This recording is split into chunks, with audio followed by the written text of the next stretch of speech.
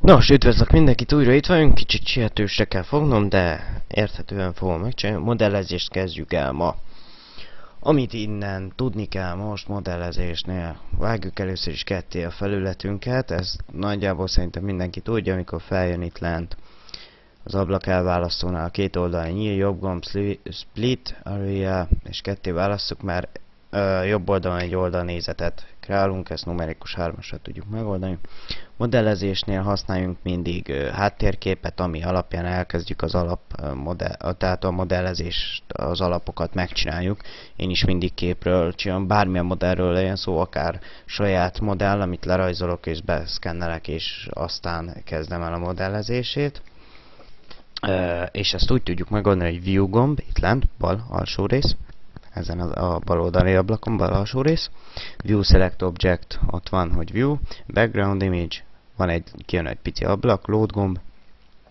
Én egy emberi testet fogok berakni. Igen, itt látható is előnézet, pont jó helyen van a dobozunk, vagy a kockánk. Másik oldalon is ugyanezt meg tudjuk csinálni. Load, emberi test. És már benne is van, de el van csúszva, erre jó az X offset és az Y offset, ezt background image ablakban van benne, ilyet keressetek, és ezt lehet állítani le föl, és állítsuk be úgy, hogy oldalnézethez is megfelelő legyen, hogy a modellezést el tudjuk kezdeni, csak nehéz így egy kézzel. Nagyjából. Nem látható át, ugye Z gombbal átlátszóvá tehetjük a kockánkat. Menjünk át edit módba. Egy nagyon jó trükköt fogunk csinálni. Mirrornak hívják. Modifiernél itt lent van egy ilyen, hogy modifiers, add modifier. Itt alul az egyik ilyen üres résznél van ez a gomb. Rákattintva kijön ez a lista, és van egy ilyen benne, hogy mirror. Ezt tükörnek hívjuk, és olyan trükköt csinálunk, hogy fogjuk, és ketté vágjuk ezt a kockát, tehát Ctrl-R, függőleges vágás, középső egérgombbal pont a közepét vágjuk el, így van, és a baloldali kockánknak, ugye két kockánk van, a baloldali kockának a külső felét kitöröljük. Illet? Igen. És látható, hogy a körvonalán ott van a tükröződött kockánknak, csak be kell nyomnunk ezt a gombot itt a tükör eszköznél, hogy Do Clipping, az van ideírva, nyomjuk be, és jobbra, s régen fölötte van egy üres karika, azt is kattintsuk rá, mert ezzel szerkesztés módba is engedélyezzük a tükör használatát. Na, ugyanolyan kockánk van, csak középen el van vágva. Hogyan is kezdjük el hát ezt a modellezést, ez doboz modellezés egyébként, mert egy dobozba indulunk ki, meg a végén a modellünk valójában egy doboz lesz, csak sok apró résszel. Én úgy kezdem mindig, hogy jelöljük ki a felső felületünket, a teljes lapot, extrude, ezt a gombot most tanuljuk meg, ha az előzőben nem mondtam, vagy nem tanultuk meg. Van ilyen region, ez az egész teljes lapot kiemeli, tehát csak még az egyik kockából ki tudunk húzni végül is egy másikat. Edges, ez amikor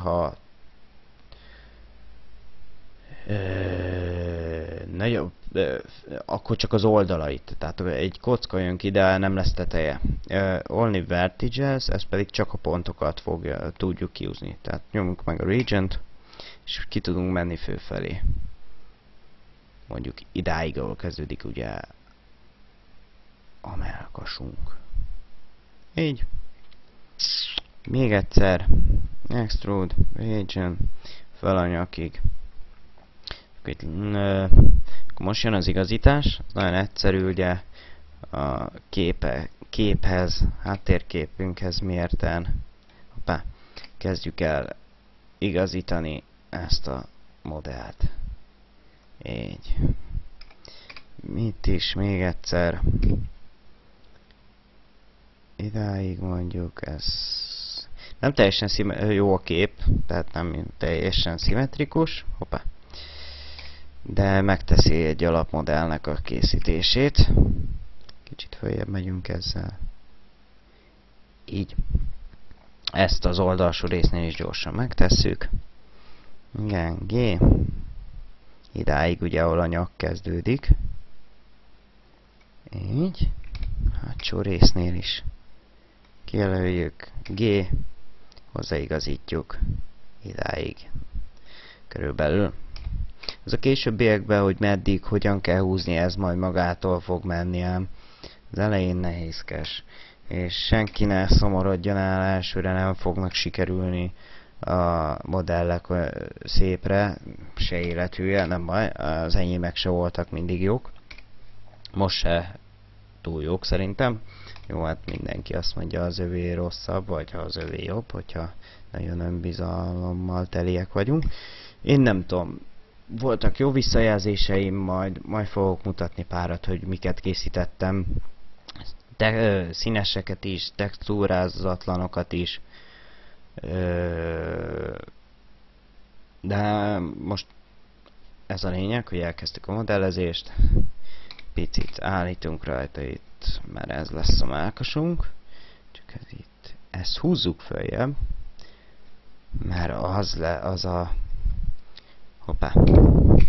a rész, az a felső testnek a két, tehát a legszélesebb pontja, az egyik. Na, és akkor nagyjából felvette a test a vonalait, ugye itt is látható, elég jó lett, még itt fönt ezt a felsőt a karhoz kell igazítani, igen, azt, így, és ezt picit ki kell szélesíteni, ezt itt. Hoppá, nem jó. Tehát mindig ez a lényeg, hogy mindig kövessétek a rajzot, illetve most hülyeséget mondok ennél, itt nem, de mondjuk a kéznél én sokat nézegettem a saját kezemet, és néztem, hogy van az új többféle, tehát behajlítva, kinyújtva, tehát majd ilyenekről is lesz szó, hogy milyen trükköket érdemes alkalmazni, mert lesznek azért ám. Főleg az animációnál, ezt hozzuk ki a felső részt egyenesre. Úgy.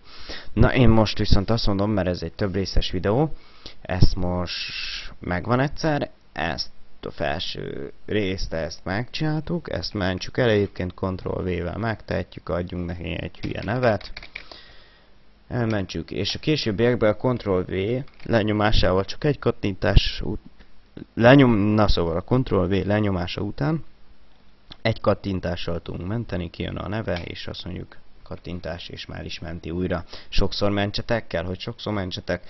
Akkor, amiről most ebben a részben szó volt, tükör használata, ugye, azt jegyezzétek meg, gyakoroljátok mindenféle hülyeségen. Háttérkép használata, és annak az offsetjei, ugye, modellezés elkezdése, ugye, és a következő részben folytatjuk, és akkor már jobban definiálunk mindent, részletesebbé teszünk, és akkor még jó pár eszközzel fogunk megismerkedni, úgyhogy ez a második rész. Igyekszek megcsinálni a harmadik részt, pár óra alatt, feltöltéssel van gondom, de na, nézzetek engem, és használjátok a Blendert, és alkossatok vele. Sziasztok!